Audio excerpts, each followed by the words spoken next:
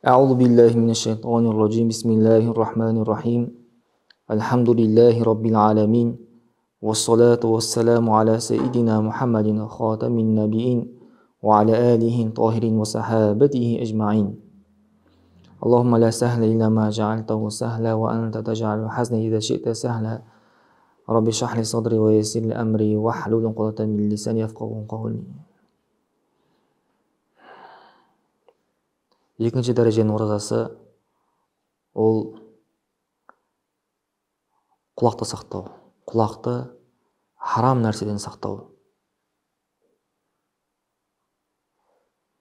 Айту харам болатын нәрселерді есту де харам, біліп қойыңыздар. Айту харам болатын нәрселерді есту де харам. Мысалы, өтірік айту не? Харам. Бірақ біреудің өтірігін есту де ол да харам. Ғайбат айту, біреудің өтірігін есту деген не? Саған біреу өсек айтса, дұрыс па?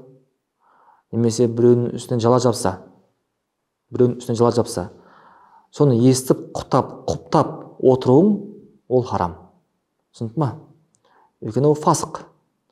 Ал өсек айтқан, біреудің үстінен жала жапқан адам фасық. Ал фасықты тыңдамау керек. Дәл солай ғайбат айтса, біреу жайында ше, сен оны тыңдап отырсаң, құптап, разы болып ше, сол нәрсеге. Ол да харам. Харам болатын нәрселерді айтқан кісі, харам нәрселерді айтқан кісі мен естіген кісінің күнәсі тең ағайындар. Күнәсі бір. Сол үшін сізге қасыңызға келіп біреу жайында ғайбат айтатын болса, оны құптамаңыз. Дереу тоқтатыңыз. Шамаң жетсе тоқтат. Ескерт. Егер жасы үлкен болса, шамаң жетпесе, онда тұрып кет сол жерден. Отырма. Жақтырма. Яғни ондай жерде отырмаңдар. Не үшін, бауырлар? Өйткені харам нәрсені ше, түрлі күнәларды, ғайбат өсектерді тыңдаған кісі айтуға да жеңіл болады. Мысалы, әртүрлі өлеңдер нәпсіні қоздыратын, зинаға шақыратын, мағынасыз оларды сол өлеңдерді естіп, жүрегіңіз қарайып, соны айтуға да жеңіл болады екен. Сол нәрселерді ше. Сол үшін, бауырлар, құлақты сақтау керек. Алла субхану ва тағала Құран кәрімде былай дейді: Астаизу билlah ва қад наззала алейкум фил китаби ан иза сами'тум аятиллахи юкфару биха ва юстахзау биха фала тақуду ма'ахум хатта яхуду фи хадисин ғайри иннакум изам мислухум дейді. Қараңдар. Алла Тағала сендерге кітап түсірді. Алла Тағаланың аяттарына қарсы келгендігін, мазақ еткендерін естісеңдер дейді. Басқа сөзге көшкенше олармен бірге отырмаңдар дейді. Егер сол жерде кетіп қалмасаңдар, солармен бірге отырсаңдар, сендер де сол сияқты боласыңдар дейді. Түсінді ма? Сендер де сол сияқты күнәһар боласыңдар. Бұл жердегі мағына қандай бір күнәлі айтылатын жерде, жын шайтанның ойнайтын әртүрлі музыкалы аспаптарда сол жерде отырсаңыздар, сол нәрселерді естісеңіздер, солардың үкімінде болады дейді. Солардың күнәсін арқалайды дейді. Сол үшін бауырлар, көптеген той жиын болады, әртүрлі Алла Тағала тыйым салынған сөздер айтылады, Алла Тағала тыйым салынған өлеңдер айтылады. Ондай мәжілістерден, отырыстардан аулақ болу керек. Харам нәрселерді тыңдау үйренішті нәрсе болып қалса, тілмен айту да жеңіл нәрсе болып қалады, бауырлар.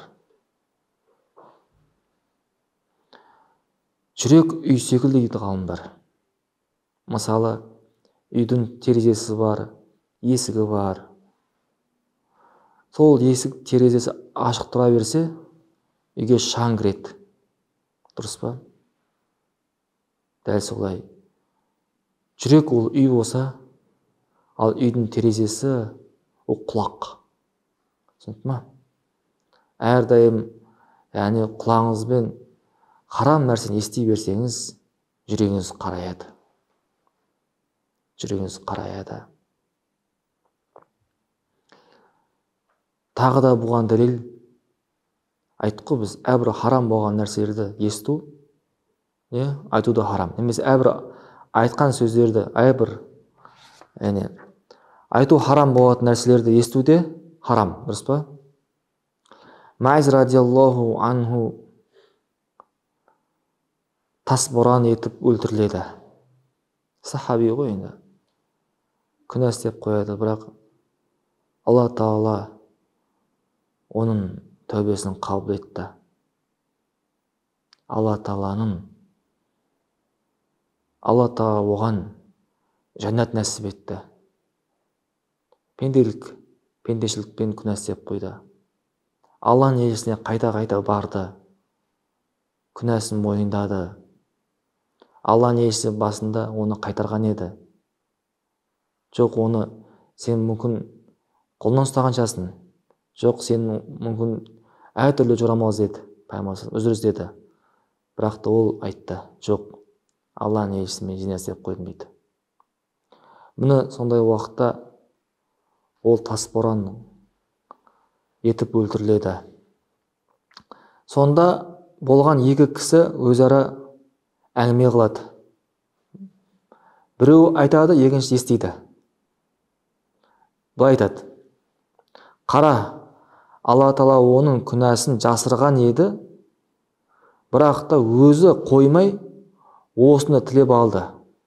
Енді міне ит секілді өлді дейді ғой. Пайғамбарымыз саллаллаху алейхи уассалам бұны естиді ғой. Ағайындар, Маиз радиаллаху анху тас боран өлтірген уақытта пайғамбарымыз айтады: расында мен бұны екі қор қыз жаны алып кеткенін көрдім дейді. Пайғамбарымыз айтады, егер де Маиз радиаллаху анху тәубесі соншалықты тәубе қылды, соншалықты көп тәубе етті, бүкіл ауылдың күнәсін кешіп жіберетіндей тәубе қылды дейді ағайындар. Пайғамбарымыз бұны естіді ғой. Қараңыз, біреу сөйледі, екіншісі не істеді? Естіді, қайтарамады. Соны құптады ше. Қайтып бара жатқан уақытта пайғамбарымыз бір өлікті көрді, есектің жолда өлгенін көрді, мәйітті да. Сөйтіп ол екеуін шақыртты. Сөйтіп айтты: сендер екеуің дейді, мынау есектің өлігін жеңдір дейді ғой. Сол уақытта екеуі түсінбейді. Оны қалай жейміз деді. Сендердің бауырларың жайлы айтқандарын осы өлікті жегеннен де жиіркенішті дейді ғой. Қараңыздар ағайындар, Алланың елшісі екеуін шақыртты ғой, біреуін емес.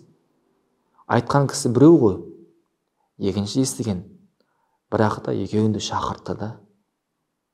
Өйткені екеуі де айтқан кісі күнәһар болды, естіген кісі оны құптады, екеуі де күнәда тең болды ше. Сол үшін бауырлар, құлақты сақтау керек ше. Бізде әсіресе ғайбат дейтін нәрсе, өсек дейтін біреудің айыбын ашу деген нәрсе белең алған. Ондай отырыста берекет жоқ. Ондай отырыста жақсылыққа шақырыңыз, насихат айтыңыз. Насихат айтуға шама жетпесеңіз, тұрып кетіңіз. Ибн Асакир былай дейді: сен мұсылмансың ба? Қалаған кісімен отыра беруге болмайды дейді. Себебі Алла Тағала былай дейді: біздің аятымызды жоққа шығарып, өтірік санайтын дардың қасында басқа сөзге көшпегенше олармен отырма деп айтқан дейді. Көрдіңіз ба?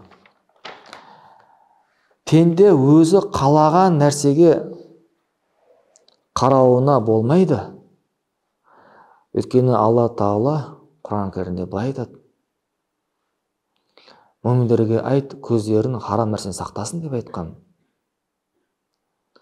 Білмейтін нәрсені айтуға да ешкімнің ақысы жоқ дейді. Қалаған нәрсені естуге де ақысы жоқ ағайындар. Өйткені Алла Тағала Құран кәрімде айтады: өзің білмеген нәрсені соңынан түспе, соңынан ерме. Расында көз, құлақ, жүрек сол нәрселерден қияметте сұралады дейді. Мені қараңыздар. Сол үшін құлақты харам нәрсені сақтайық. Тек қана Алла разы болатын нәрселерді тыңдайық. Құран тыңдайық. Уағыз тыңдайық.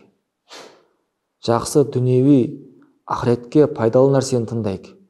Үйренейік, оқиық. Алла Субхану ва Тағала шынайы осы айтылған уағыздарға амал етуімізге нәсіп етсін. Субханакаллахумма ва бихамдика, ашһаду ан ла илаха илlalloh, настағфирука ва натубу илейк.